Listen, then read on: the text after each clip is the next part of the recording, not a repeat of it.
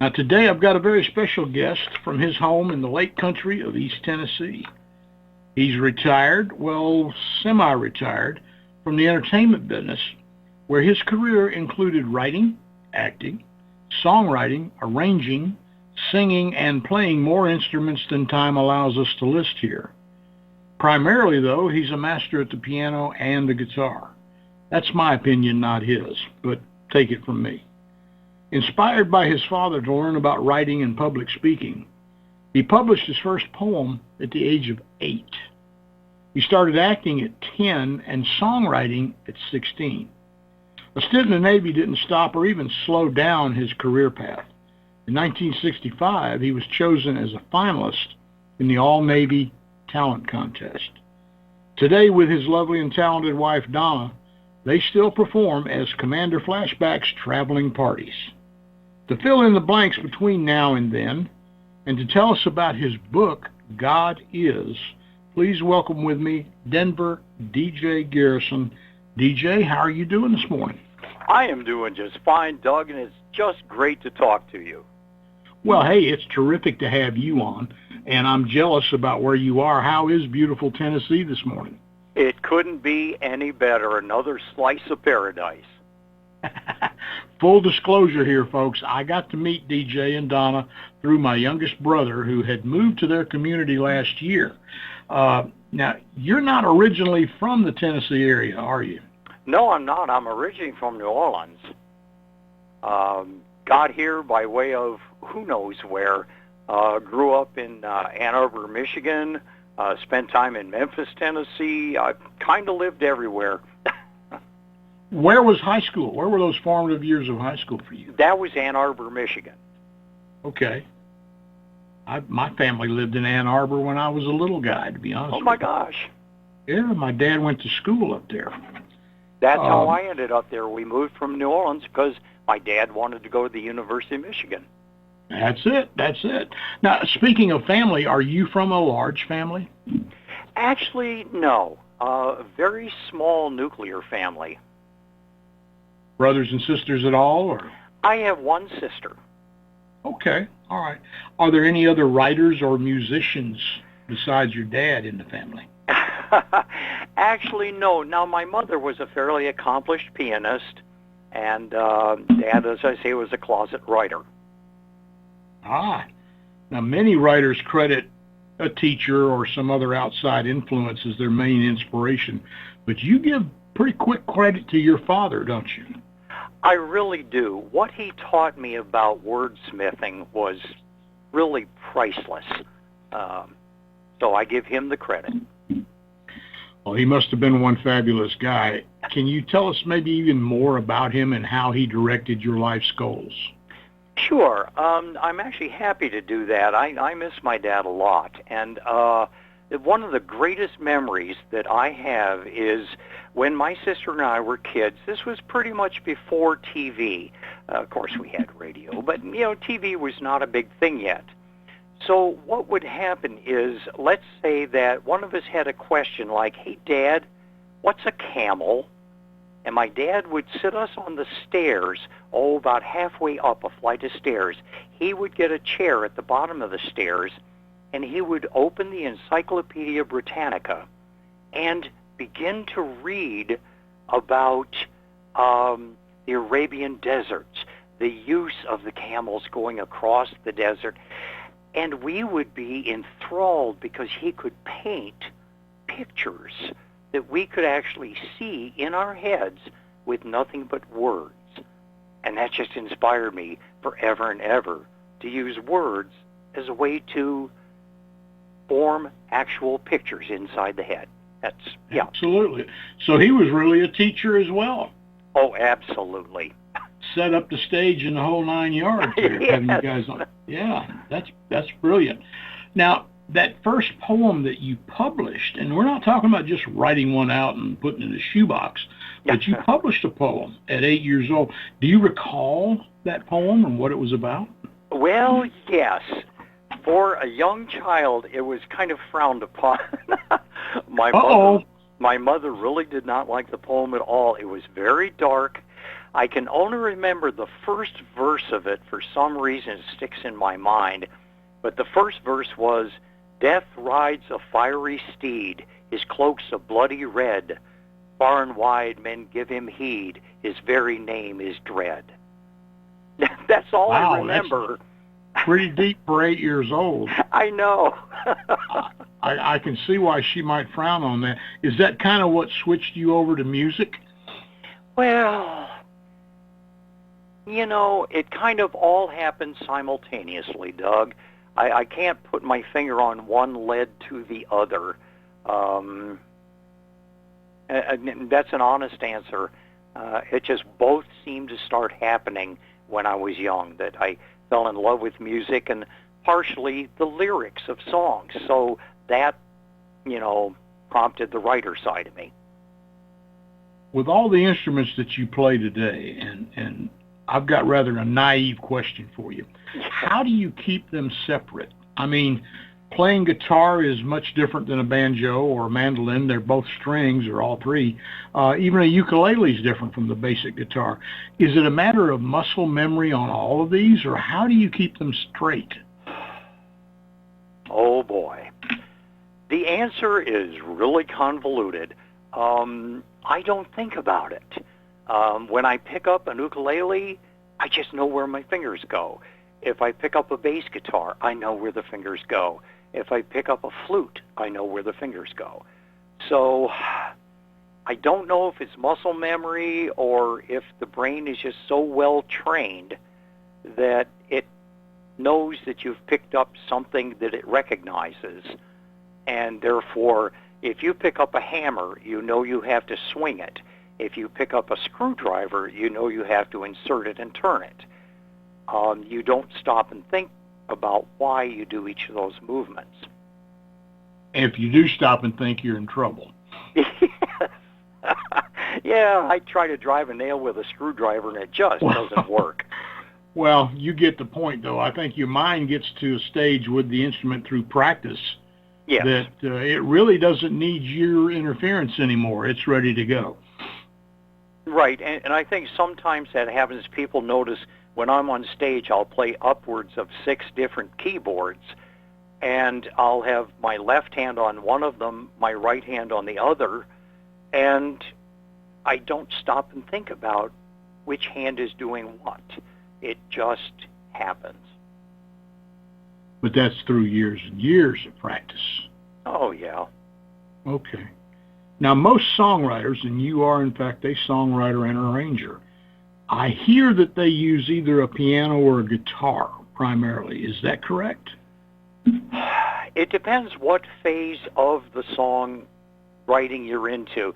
If you're writing just the story and the lyrics, you really need no instrument at all because you can hear it in your head. When it comes time to putting it together, I find comfort in using the piano because I can get a little thicker, create a little more movement. Guitar is also very common for writing, so I've used both. But you prefer the piano? Yeah, if it's an intricate song. If it's fairly simple and straightforward, guitar works just as well. Okay, all right. Now, what's the primary difference, and this may be difficult to answer, but what's the primary difference between writing a poem for a poem's sake or lyrics for a song? Well, I think when you're writing lyrics for a song, you are thinking to yourself, what words will fit within a certain beat pattern that I'm trying to create? Am I writing a country and western ballad?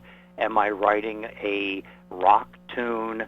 Am I writing an adult contemporary easy listening tune? So as I'm writing the lyrics, they have to fit within a certain rhythmic feel. When you're writing poetry, unfortunately, I tend to do the same thing with poetry, and good poets have somewhat taken me to task for thinking that iambic pentameter, which is the measurement of those beats. I think it's important. Many good, really wonderful poets like Sandberg and people like that, do not bother a bit with the number of beats per sentence. Right. So, you know, I have been accused of being kind of a cheap shot poet. Well, which do you prefer? Do you like the lyrical types writing, or? I do. I really, when I'm writing poetic lines for a song, I'm really at peace, because the joy of finding the rhyming word that rhythmically rhymes is actually its own little thrill, its own little payback. You say, wow, I didn't believe I could do that. Do you remember when you weren't a music fan? How far back does it go? It goes back from the first time I could probably have a memory. I was listening to the records that my parents would play, which of course was mostly big band at that time. Mm-hmm. And yeah, and then as rock and roll came along, I fell in love with that and thought, oh my gosh, this is our music. You know, this is something we can latch onto. So I've always had that thing. I've always listened to music. As rock and roll came along, who did you gravitate to? Who were the ones you listened to back in the early days? Well, again, the definition of rock and roll was so slippery back then, it was hard to say. I really first fell for the Everly Brothers. There was something magical in that harmony. But I also went through the Kingston Trio phase with the folk music. And then when, Elvis came along and Jerry Lee and all these people, it's a constant movement. As each new version of pop music, whatever the younger generation was listening to, as each of those comes along, I even liked disco when it came out. Hey. Oh, hey, what's wrong with disco, man? Absolutely nothing. You know, the 80s were great, really. I mean, I love it. Back in those days, when you were listening and enjoying this stuff, did you ever foresee yourself as a rock star?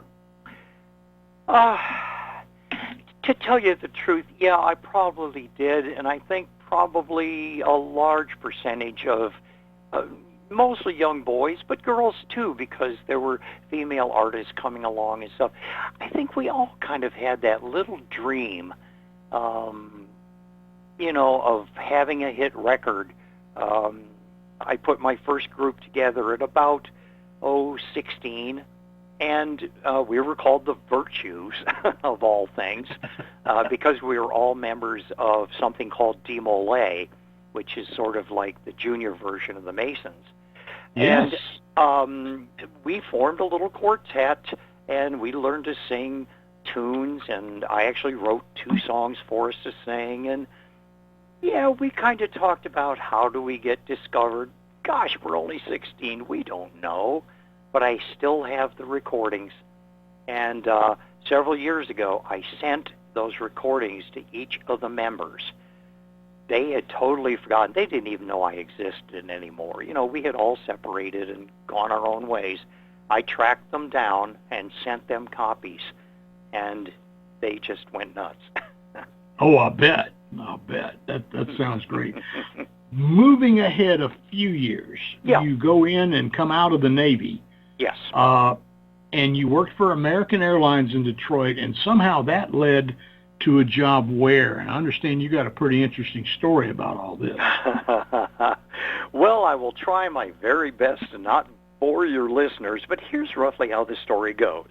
I was working on the ticket counter at American Airlines in Detroit, and a very tall, heavy-set, attractive black man came up to the counter to buy a ticket, and he was headed out to L.A. I actually remember very well. Excuse me. He had a very unique, one-of-a-kind ring on his finger that looked like the head of an owl, complete with feathers and everything, with what were obviously rubies for the eyes. Well, I just couldn't help but blurt out how excited I was at looking at that ring, how really nice it was. He said, oh, well, it's just part of the business. My curiosity got the best of me, and I said, well, what business would that be? He said, well, the music business. I said, oh, I've been trying for years to get into the music business. I'm an amateur songwriter, and I have a little group, and we're hoping someday. And he said, well, I'll tell you what. My name is Al Cleveland, and I work for Motown. I work with Smokey Robinson. And I'm just going, my jaw drops, hits the ground. This guy's actually speaking to me, and I don't even know why. And so he says, when I get back in town, here's my phone number. Give me a call. And I thought, oh, sure. Anyway, he catches his flight. A week or so goes by.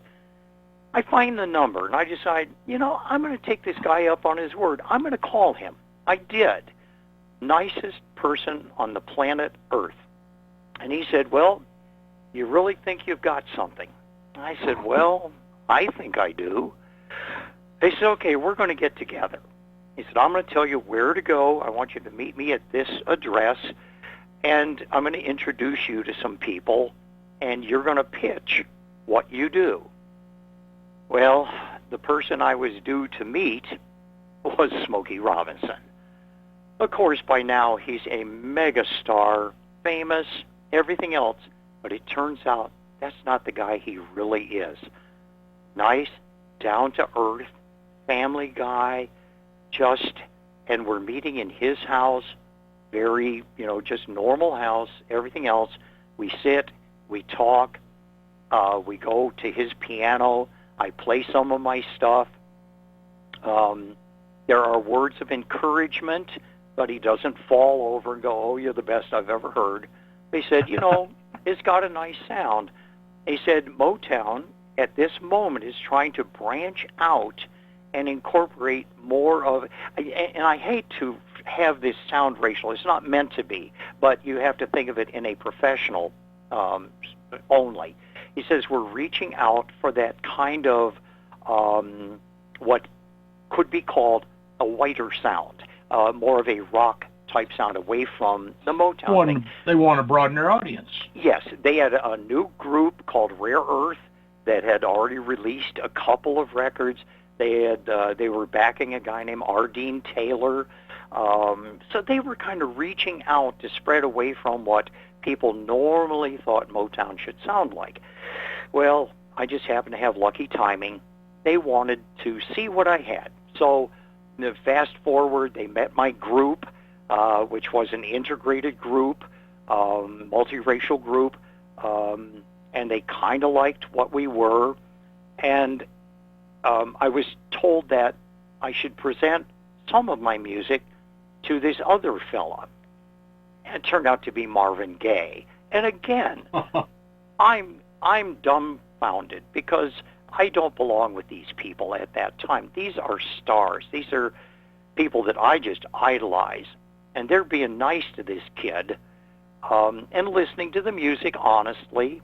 And Marvin actually liked one of my songs, but he said, I don't like the way it sounds. Here's how it should sound. And he sat down at the piano and proceeded to play some version of my song that I didn't even recognize anymore. He turned it into something beautiful. So that was my story with that. I miss those people. They all packed up and moved to Los Angeles. I was not able to make that move with them, and I was not important enough to them to drag me along. But all the experiences of hanging out with these people and watching the professional level, but I will quickly tell you the one thing that I learned in a conversation with Smokey Robinson was never take yourself seriously. Never believe that you're a star. Learn that you are doing a trade that people enjoy and that you are making them happy. And when you read reviews, if somebody says you're great, take it with a grain of salt and realize they have a particular view of something. If somebody says you're horrible, take that with a grain of salt too, because they have a certain view at that moment. Always have faith in yourself. Anyway, I'm done. No, you're not done, because I remember hearing about this, and they had some lyrics that they were concerned were perhaps too ethnic, and that they would actually listen and trust your judgment as to maybe how that lyric should be changed so it would make that crossover appeal to a different ethnic group. Talk a little bit about that. Well, it's less important than it sounds. It's conversational, and it was more a question of, hey DJ, do me a favor, give me a cup of coffee, and by the way, what do you think of these lyrics? So I can't really expound on that part of it as being critical to anything I was doing or even critical to them. It was an opinion thing. Does that make sense? It does, but still, there's trust. When somebody asks for your opinion, there's trust that goes there, and that's I think is rather important that you had gained that level of trust with them. Most of us from our generation and from what we've been hearing in the last 15, 20 years, a lot about the Brill Building in New York. Was that atmosphere in Detroit similar to what you understand was going on at the Brill Building? Well, I could say that it was similar. Guys like Holland Dozier Holland and Smokey and the people who were writing the hits for Motown, I did not see as much of the interaction as I understand the Brill Building to have been. People like Neil Sedaka, Barry Manilow, Carole King, all the people in the Brill Building that were just cranking 5 and 6 hits out a day. It was a sweatshop, wasn't it? Oh, it was. They would sit there and write 20 songs, and 2 of them would get accepted. I'm not sure I could have functioned in that framework. I tend to write better when I'm alone, so my hat's off to those guys. The hits that we grew up with that came out of that part of New York, it cannot be argued with. It was the music for the time. Oh yeah. But different writers have a different way of approaching the thing. It amazes me. You've mentioned Smokey Robinson and Marvin Gaye. What are some of the other people that you managed to bump into or meet along the way back then? Share a little bit more. Yeah, probably one of the greatest meetings I had is a name you won't even recognize, and I doubt that many listeners will either. The fellow's name is Dave Vanderpit. Dave was the arranger and chart producer for Diana Ross at the time. He had done other people too, but at the time that I got to actually go to his house, hang out with him, and he was teaching me how to arrange my music so that it was bigger and had more oomph, strings, brass, all this stuff. Wall of sound business? Yeah. Sort of, that kind of a thought. And Dave Vanderpit meant more to me probably than the stars that I met, because he was unsung. He just sat in his living room doing all these wonderful charts, and kind of the joke is his wife, who was not a musical genius as he was a writing, the physical holding of a pen, and she would draw the charts that he would more or less dictate to her. And by the time she would use a calligraphy pen and write the charts out, it looked almost like it was printed on a printer. So I thought that was kind of funny. She basically had very little musical talent, but boy, could she handle a pen. Ladies and gentlemen, we are here this morning with DJ Garrison. We're having a great time talking about his early days coming up in the music business primarily. He is a writer. He is a songwriter, entertainer, persona. He still is today in his little community where he lives in Tennessee, with a great little group they call, what? Tell us what it is again. Commander Flashback's Traveling Parties. And they come to you. It's kind of like, Paladin. Have music, we'll travel. But anyway, my name's Doug Dahlgren. You're listening to the Doug Dahlgren Show, and we're going to be back with more from DJ Garrison after these few messages. Our guest today is DJ Garrison. Now, DJ has been in the music business, the entertainment business, for many, many years. That's not to say he's old, but he's experienced. Let's put it that way. We have been talking with him about his early days in the business leading up to where he is today, and we're actually getting around to the book that he wrote, which is rather profound, and we're not too far from getting into the meat of that subject. But I still want to talk to you a little bit more, establishing just who this man is. When were you first signed, DJ, as a contract songwriter? That would have been, oh gosh, that's hard. I know some people can probably nail this right away about their life, but I believe it would have been in the probably early 70s. I would say probably around 73, 74. Okay, all right. And you wrote and performed throughout, the next decade, really. Tell us about some of the groups that you were involved with. Start with Rush Hour. How about that? Okay, actually, Rush Hour was the first full-tilt commercial full-time traveling band, and it sounds like a huge band. Actually, it started out as a duo. Well, we started out as a five-piece band, and the drummer and I realized we were carrying all the weight of the band. I was playing bass with my left hand and Hammond B3 organ with my right, and he was playing drums, and we were both singing. And we realized, gosh, we've really got some magic by ourselves.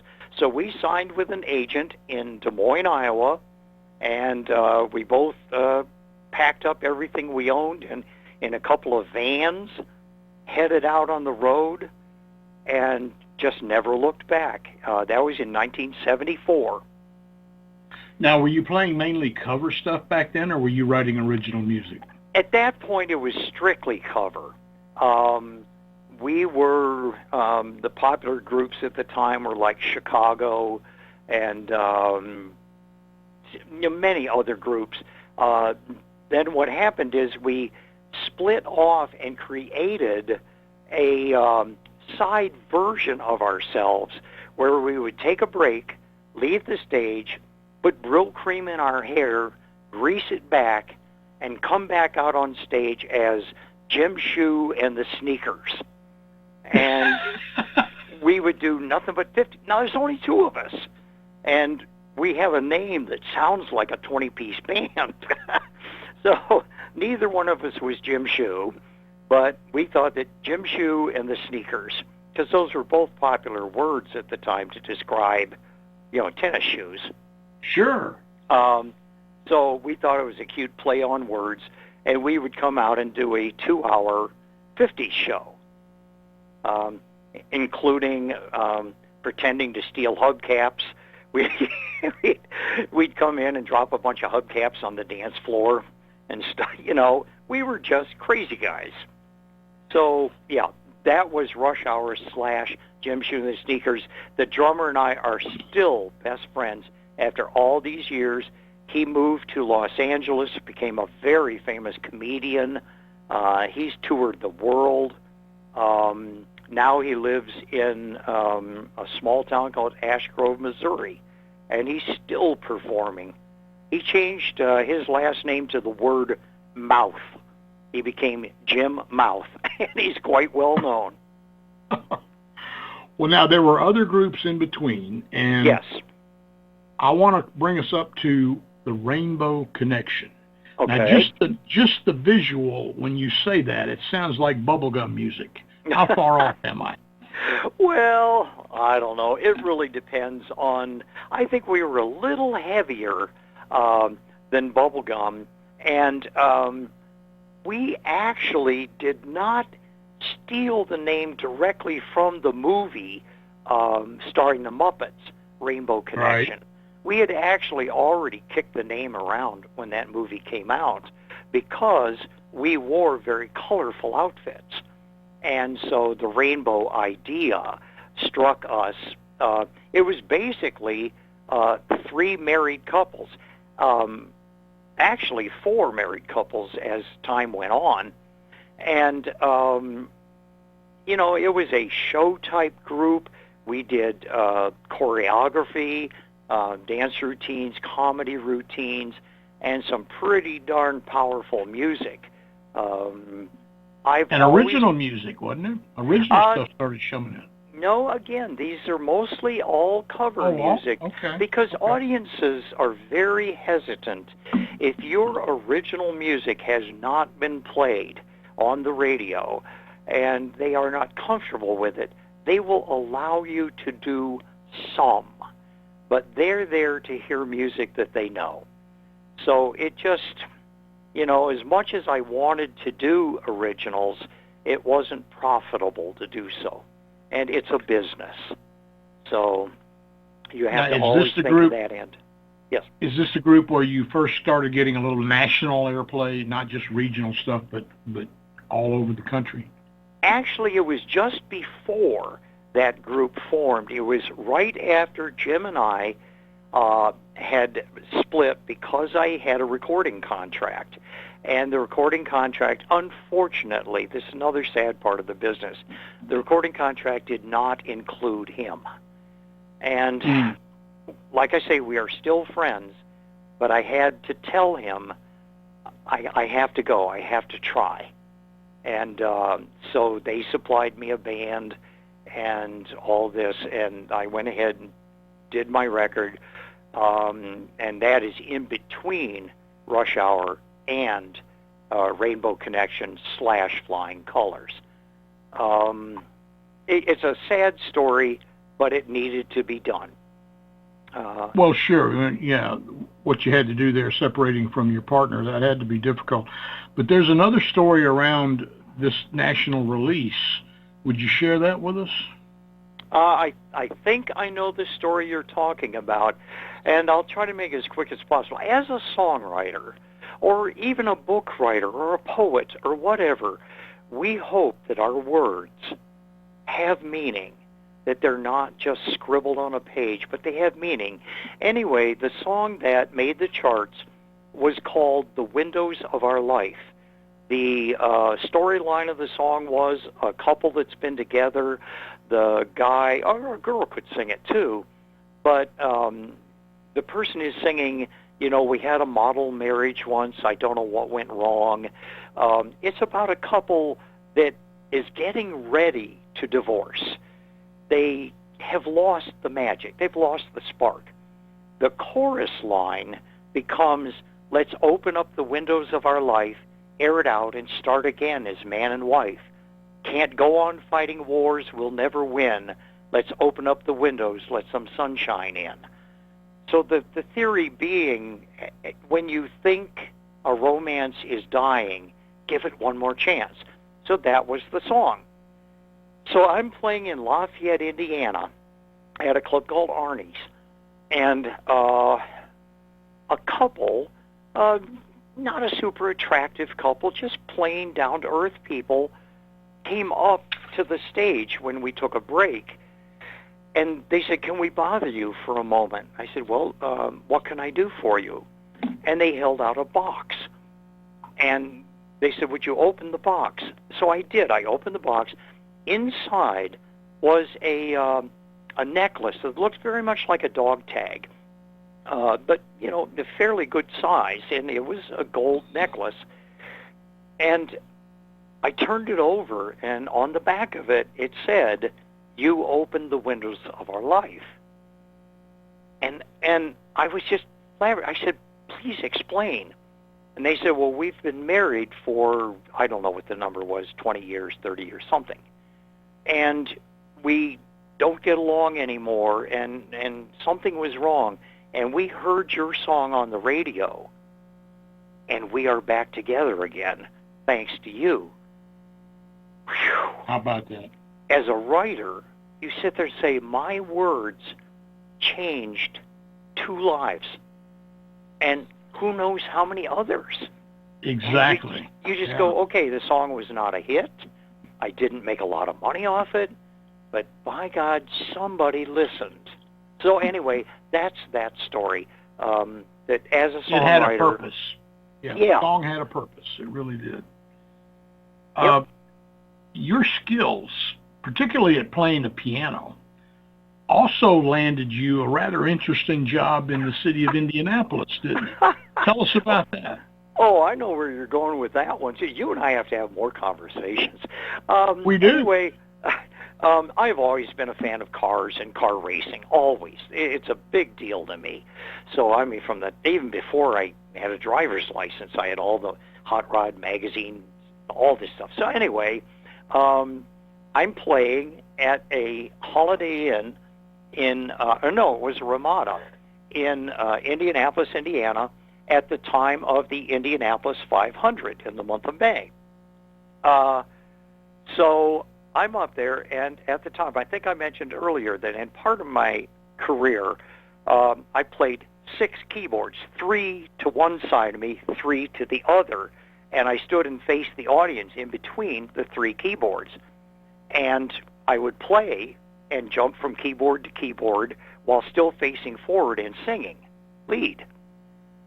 And sitting out in the audience was a guy who I had never met in my entire life and his entourage, and they called me over on a break. And he said, "Do you like car racing?" And I said, "Oh my God, you got to be kidding. Of course I love car racing." He said, "Have you ever been to the Indianapolis 500? And I said, "No, I really haven't. I just moved to Indiana last year."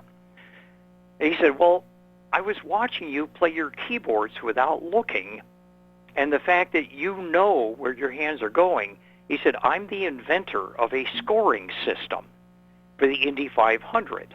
For years, we had individual people scoring 1 car apiece. I invented a system where you could score all 33 cars."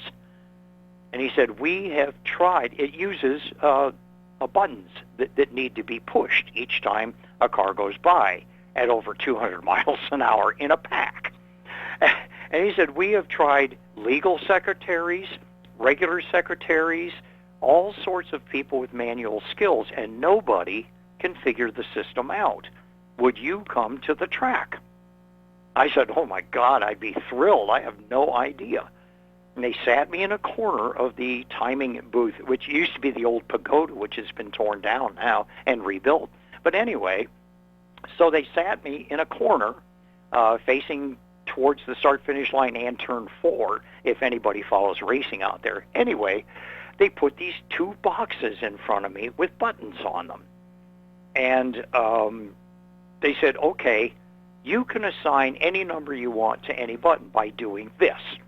They showed me. And I said, "Well, it doesn't matter to me, you know. It doesn't matter what numbers are on the thing. As long as I know that my ring finger on my left hand is the blue car with yellow stripes. The index finger on my left hand is the red car with white stripes. That's all I need to know." And all of a sudden, 2 or 3 cars come out on the track, and it takes 40 seconds to get around the Indy track. So I go ahead, and the red car goes by, and I push the button. The blue car goes by, and I push the button. Then all of a sudden, 3 or 4 more cars come out. And then 3 or 4 more. Then 3 or 4 more. Now, all of a sudden, I've got 20-some cars out on the track. This is just a practice session. But I find my fingers are just dancing over these buttons, and I'm not even looking down at them. I'm looking at the track. I don't think I'm doing anything amazing. I don't see that what I'm doing is special. And I look around, and there's a crowd of people watching me do this. Next thing you know, I've got a job scoring the Indy 500. And then that moved on to, as my music career started to slow down, the Indy Racing League started going to racetracks all over the country using this system. So, again, right place, right time. I'm not special. I didn't train to do this. Just somehow my brain and my fingers, because of my keyboard playing, they just knew what to do. So there it is. How many people you would suspect? How many people would have that level of hand-eye coordination? Actually, while I was doing this and starting to work for some of the other leagues, I did this with NASCAR, I did it with the Truck Series, did it with the Busch Series, and I met the people that were being trained to run this system. There was a lady named Kay White and her husband Gypsy were the ones that helped develop the system. She was a wizard at this particular thing, and other people started to catch on. So I would say it is not 100% unique. I was just the first unique person. And my goodness. Other people came along and managed the same skill. Most of your career and your writing talents were in music, either lyrics or the music itself. Yes. But you also have a very excellent book that we need to talk about. And not, it's not the subject so much, but the fact it is a deep study of religions, and that's plural, yes, and what man has managed to do with them throughout the centuries. The book is titled God Is. Have you developed a bookstore signing pitch, or what we call an elevator pitch? Give us that real quick if you have one. Well, gosh, Doug, to tell you the truth, I don't have one prepared or anything planned. I would probably say that this is a journey of awareness of things. Yeah. That's the best way to say it. It's a journey of awareness that God is, and each person has the ability to find God through whatever method they want, and they can find new methods that they may not have thought of. That's as close as I can come. Well, that's fair enough. Well, speaking about religion or offering opinions about religions or how they affect mankind, can feel like you've grabbed that proverbial third rail. Yes. Is that okay? You had that feeling, okay. Yeah, it was a very dangerous move. My wife and I agreed, when you take away some of the facets of organized religion, I'm going to use that word if you don't mind, but if you take away organized religion as it has affected you most of your life, you take away your safety net. Also, right, you're a little bit on your own with what you begin to believe. And it is not, the book is not a preaching to teach a New Age religion of belief in cauliflower or anything like that. It's, how do you see God? What is God in your life? That's how I do it. The obvious depth of the research that you did for this is just amazing on its own. How long and how did you manage this research?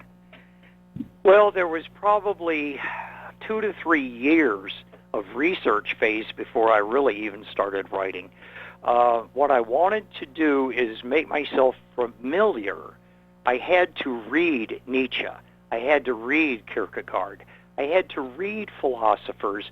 I had to read other people's views on the depths of religion, including great religious figures, and start to sort through these. Then I became aware I needed a timeline. So I actually built a scroll, just like you would see in an old Egyptian movie. And on this scroll, I started with the earliest civilizations that I could find. I'm sure there are older ones, but by the time you get to civilizations like Ur or some of the others, then I worked them forward, and what religions came along with each one of these civilizations. And I started to see a picture forming. That was the research end. It has to be perfect, because you can't speak an opinion that can be challenged quickly. There needs to be at least some proof of why you chose to say what you're saying. So that's the research end. Just gathering all of that material, getting that lined up chronologically, and with all you did, how many years are involved in that? Well, as I say, that was about 2 or 3 years of just research. I have 2 large boxes. I still have all the research. I never got rid of it. I have all the books that I went and either purchased or got from this source or that source. I have all the newspaper articles, magazine articles, everything that was used in forming these opinions. And in all of that, you formulated a concept of God is, as opposed maybe to, opposed is a strong word, but over the concept of God out there. Talk a little bit about that. Well, I decided I was looking for a word that would explain what I felt. I chose the word here, H-E-R-E, that God is something that is here, not something you necessarily have to seek to get to, because as I picture God, it's in everything. The very word in the Bible is omniscient, omnipresent. This is an all-knowing, all-present. So why would you have to go to find him? And I use the word him throughout the book, and I explain why. It's because we are comfortable with that description. It does not necessarily say that it couldn't be that cauliflower that people are talking about. But when I said here, you obviously have read the book, and I do a great mental exercise of a giant chessboard and how if I'm on a black square and you're on a white square, you think you're here, I think I'm here, but I think you're there, and you think I'm there. So it's fascinating to play semantics and try to picture this wonderful, wonderful force that guides everything. There you go. You use the word cauliflower there in a humorous tone. Yes. You use, throughout the book, you use humor to lessen, the building tension. When you start talking about this, talking about people's beliefs and things of that nature, and getting them to look at themselves, it builds tension, and that's obvious to everybody. Yes. How and when did you decide to apply this humor that you did? Well, because it's in my nature. If you are having a conversation with somebody that does deal in deep topics, no matter what they might be, a little bit of humor, and I don't mean vaudeville humor, not joke humor, but just lighthearted when you look at something that you're saying and you see that there's a lighthearted twist to what you just said, you point that out so that you and the reader are now friends. You're not a threat to them. I'll make this as quick as I can. A good friend of mine wrote a book. He happens to be an atheist. The book is, I consider, horrid in the fact that all it does is attack Christians. I have no beef with anybody. So to attack somebody's beliefs is a horrible thing. Belief is what they believe. All you can do is share your thoughts with them. If they want to change a thought of theirs, that's fine. That's their choice. They have gone with you on something. If they decide that, this doesn't make sense to me, then that's fine too. You have only opened a discussion. So that's what this book is. This book is a journey between two friends, the author and the reader. And you're just kind of walking down a path, looking at things around you and discussing them. And you make that very clear, that this is a joint venture, not just the reader himself reading this, but it's between you and the reader, and whatever else might be going on in their mind. What's the reaction been from readers of this book? I know people have reached out to you.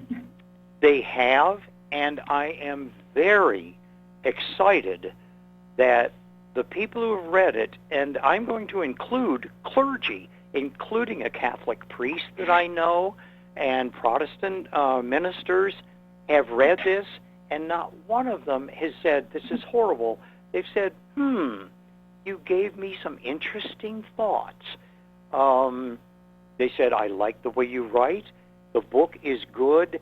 And so, every now and then I've had people question one or two sentences.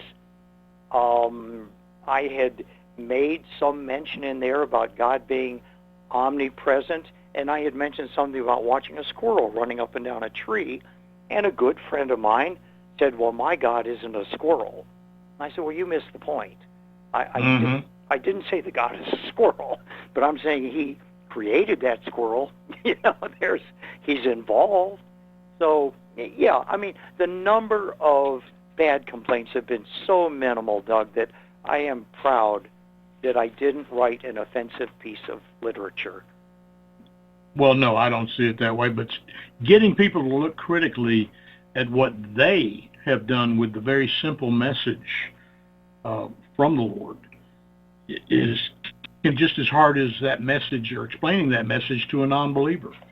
So it's a tough thing to do.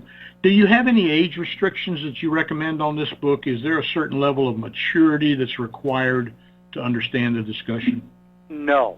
In all honesty, this is written at a level that anyone from a PhD college grad down to a young child that is in, it should be somebody old enough to understand words and concepts.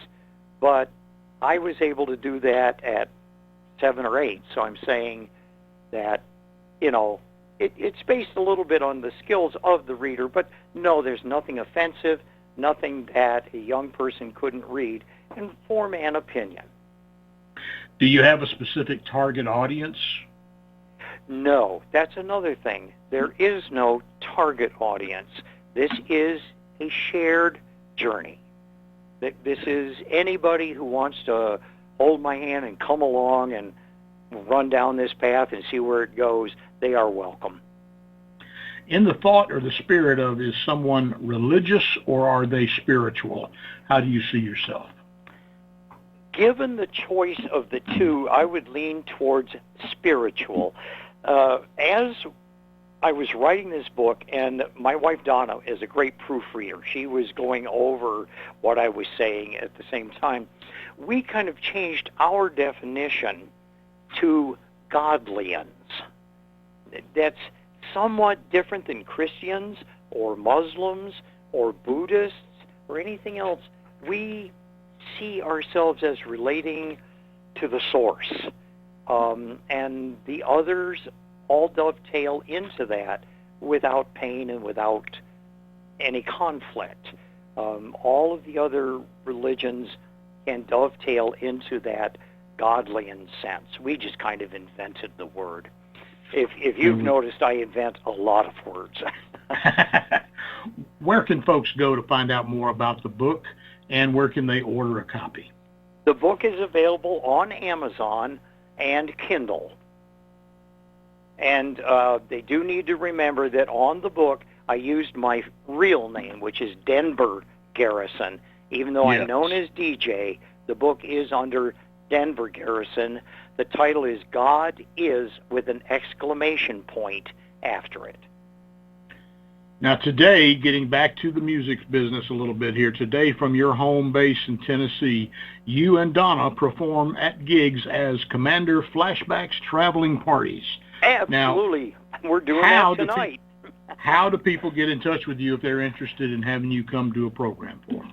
Well, probably the best thing is to go online to dj-garrison.com. The dash, the sideways hyphen. So it's dj-garrison.com. And everything's there. Everything they need to know about us is there. Excellent, excellent. DJ, we're running out of time, partner. This has been great fun. I'm so very honored to know you and Donna, and frankly, all the great folks there and around on Lakeside Drive up there in your little part of Tennessee. Do you have anything else real quick before we close today? Yes. Doug, allow me to do this and don't shut me off. Folks out there, if you have not read Doug Dahlgren, please treat yourself. I am an avid reader. I am a great fan of writers like Clancy and those people. Please read Doug Dahlgren, The Sun series. You will love it. It's good stuff. Well, I thank you very much. I do appreciate that. I know you don't like compliments, but I had to get that out. You're more than kind, and I thank you so much for that. DJ, thank you again. Folks, that's going to be it for this week.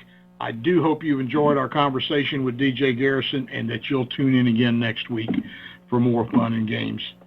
Today, until then, for myself, I am Doug Dahlgren. For my guest today, Mr. DJ Garrison, and of course for Scott, the Z-Man up in Ohio. We all say take care of yourselves and each other. Read a book. If not DJ's, maybe you'll choose one of mine. And I'll see you all again in just 167 hours. Take care now.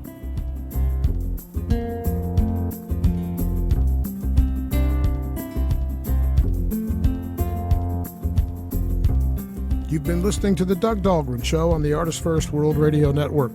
All past shows are available in podcast form. Pick them up at artistfirst.com, and we'll see you next week.